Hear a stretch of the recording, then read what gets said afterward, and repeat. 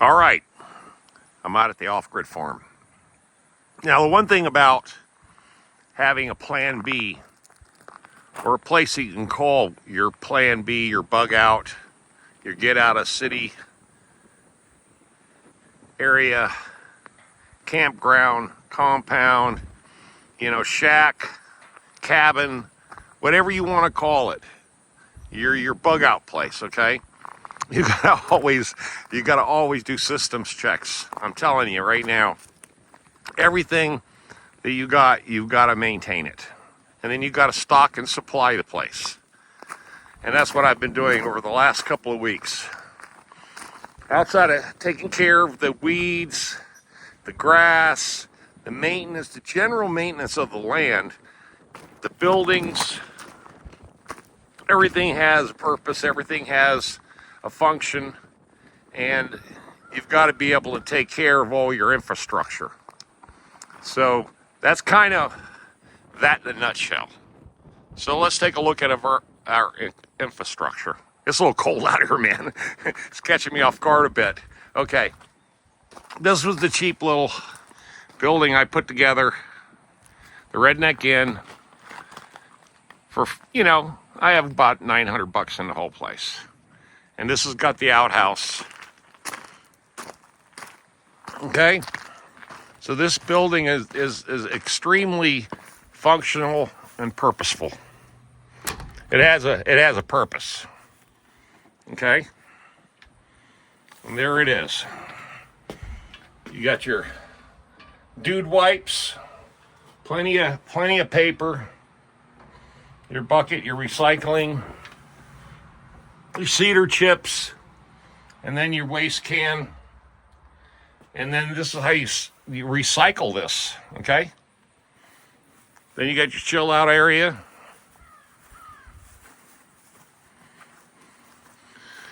And you got your porch. So this is a multifunctional building. Okay? Now I had it strictly for storage. Basically everything out here was storage, but now there's a specific layout for everything.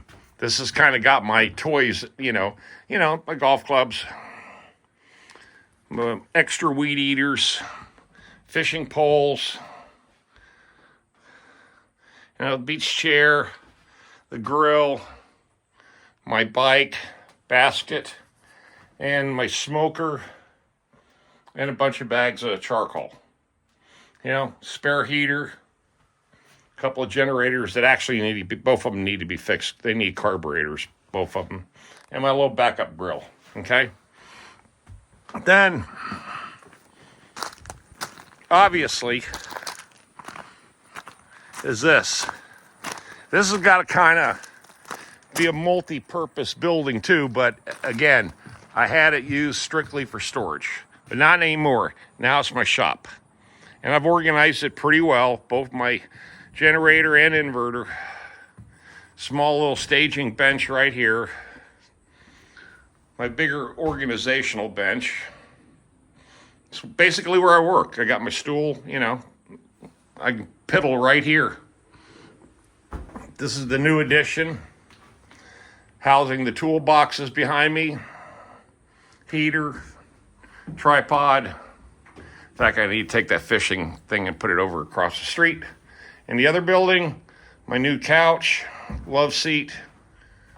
And then, of course, the back. This is where I'm going to redo this. And change the whole layout once I go through all of this stuff. Okay, and I already know what's all here. Majority of the stuff is usable. I just have to reorganize it. And then I'm going to turn this into a different space. Okay? So everything in here has been gone through. Every item. And I threw everything else away that I didn't absolutely need. So this is really a lot of backup tools, equipment and gear. As you can tell, this is all just backup stuff for out here. And then I got my van, of course, my work van. And hi guys. And my work van is for in Raleigh home maintenance.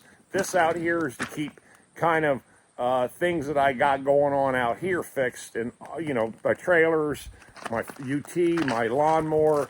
I got to keep those things fixed and running too. Okay, so that's what really that's all about. Then I had to have this multiple purpose building. This was the original. I built one section of it first, then I built the other section. And this is, you know, it is what it is now.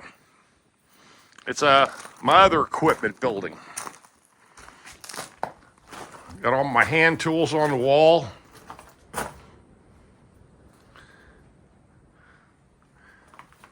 Trash cans, backup bush hog, my primary lawnmower, my Skag, another workbench that I cleaned up.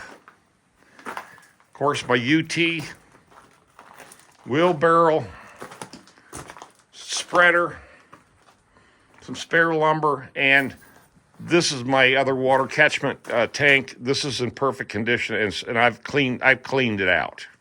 I still got one more to clean out. Then, of course, this building. I still got to go through this lumber. Half of it's rotten, half of it's still good. And then I've got this. Now this is for parking my vehicles. This is tall enough to where the van, anything I want that I drive, if I want it out of the weather, it goes in there. That's it. And I created just a kind of cool, funky back wall to it, you know, with the wood. So it just makes it kind of cool, varnish. And then the open parking. The open parking is important because this is what really, it keeps my trailers off the dirt, level, and this is a great area to park. And then I've got this other parking space here. Plus I've got another building back there that houses, you know, my other plastic building down there that houses a bunch of overflow parts for my vehicles and van and stuff like that, tires and things of that nature. So this is really the kind of the way this place was initially thought out. And there has been no rain here for a while. Yeah, pillows on the ground.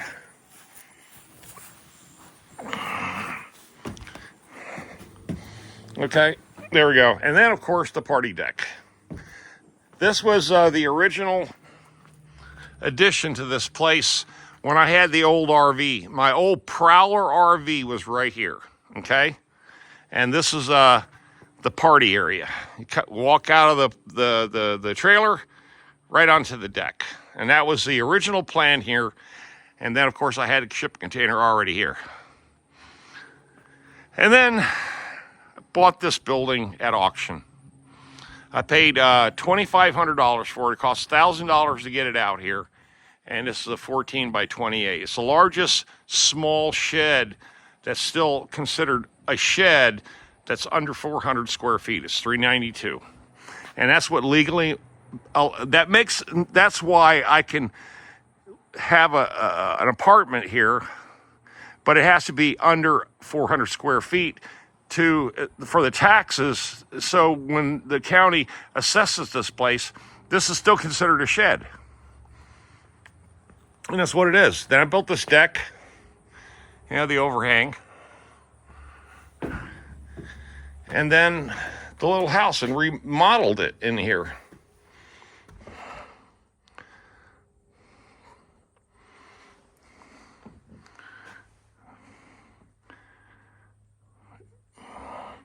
You know, carpeting. It's got tons of insulation in this building, ceiling, walls, the floor. And it stays clean in here because I never mudded anything. This is just a sheetrock. And that's that moisture mold protective sheetrock, that purple board. And this is just regular sheetrock up here. But, you know, and I got, hell, this bed here, this bed's nicer than the one I've got in Raleigh. God, you know, and it's all set up. Bring your clothes. In fact, I got to bring a bunch of clothes in here. I got my cooler in here, and this is where I put all my survival stuff, man. See? So those are full. These two are full. These I've never opened. Bought them at auction, bought this at auction. There's tons of food right in here, and there's more barrels in the back. Plus, I have MREs right there. And I'm trying to... It won't let me turn the flash, I mean the spotlight on. So anyway, and then, you know, I got my basic kitchen all set up in here. So in reality, if I had to rough it, and I wanted to come out here, and I got food, survival food, and I'm getting ready to put a bunch of clothes, in here, so that's going to be all taken care of. And stockpiling everything, man. Chairs, blankets, pillows, you know, supplies, candles, you know, just stuff, man. And I got some boots I'm bringing in. So, hey guys, how's everybody doing? Oh yeah. 2 households, but what's funny about this whole thing really is I've managed to collect all this stuff in 10 years. And like I said, I got no money in none of this stuff. Right? Really, there's very little of my money involved in anything here, except for that chair, of course. I had to buy that. But yeah, so that's kind of the rundown. And then, of course, both those trailers are full. They're completely full of gear, man. That's it in a nutshell. You know, this whole process. Now, the townhome, what I'm doing is I'm decluttering the townhome big time. In fact, I brought this full load out here today. It was a truckload, I promise you. And also, too, this is full, man. Gear, all kinds of stuff. Clothes, coats, you know.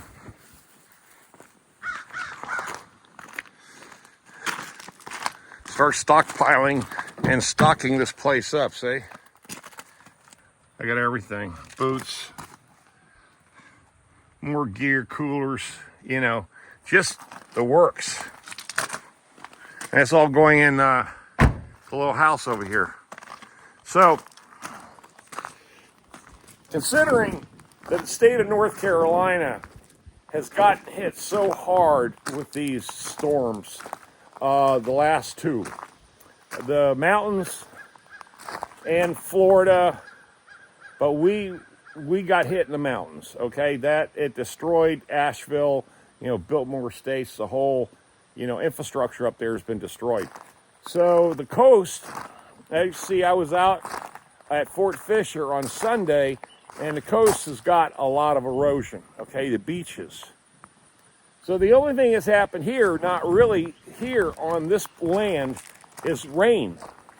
We got a lot of rain over quite a few months, and but the infrastructure here is set up well enough that I don't get any damage out of any of this stuff. Now, if there was a tornado that hit here, or, you know, something that hit like 120 mile an hour wind, maybe I might have a few things get blown around.